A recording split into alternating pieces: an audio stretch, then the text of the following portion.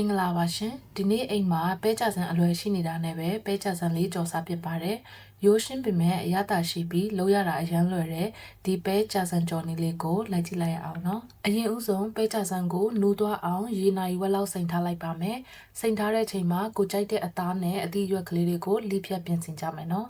အရင်ဦးဆုံးပဲသီးလေးတွေကိုထိတ်နဲ့အမီဖြတ်ပြီးတော့ကိုနှစ်သက်တဲ့ပုံစံလေးတွေလိဖြတ်ပေးပါမယ်ပြီးရင်တော့အယောင်သွေးလှလှလေးဖြစ်သွားအောင်မုံလာဥနီလေးကိုလည်းထည့်ပေးလိုက်ပါတယ်ပြီးရင်တော့ကော်ပီထုံးနဲ့ကြက်သွန်နီကိုလည်းကြမ်းကြမ်းကလေးတွေလှီးပြီးတော့ပြင်ဆင်ထားလိုက်ပါတယ်ဒီလောက်ဆိုရင်တော့ပဲကြဆန်ကြော်အတွက်လိုအပ်တဲ့လက်လက်ဆက်ဆက်အသီးရွက်ကလေးတွေအားလုံးပြည့်စုံသွားပြီပေါ့နော်အသားအတွက်ကတော့ဝက်သားလေးတွေကိုပပလှီးပြီးတုံထားပေးပါတယ်စပြီးတော့ကြော်ဖို့အတွက်တဲအိုးရဲကိုစီအနှဲငယ်ထည့်မယ်စီပူလာပြီဆိုရင်တော့ပြင်ဆင်ထားတဲ့ဝက်သားလေးတွေကိုထည့်လိုက်ပါမယ်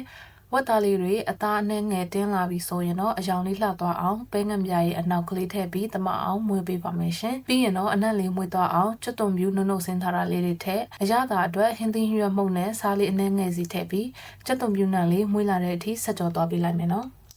ဝက်သားလေးတွေချက်ပြီးအနက်လေးမှွေလာပြီဆိုရင်တော့ပကံတစ်ခုတည်းကိုခဏဖယ်ထုတ်ထားပေးလိုက်ပါမယ်ရှင်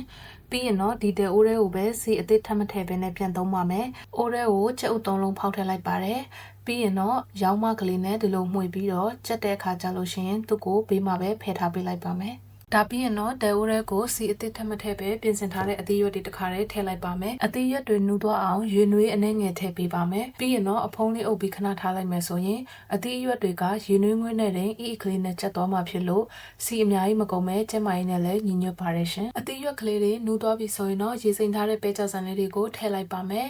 အယောင်သွေးအတွက်ပဲငှက်ပြရဲ့အနောက်ပဲငှက်ပြရဲ့အချီတို့နဲ့ခရူးစီတို့ကိုလည်းအချိုးချထည့်ပေးလိုက်ပါတယ်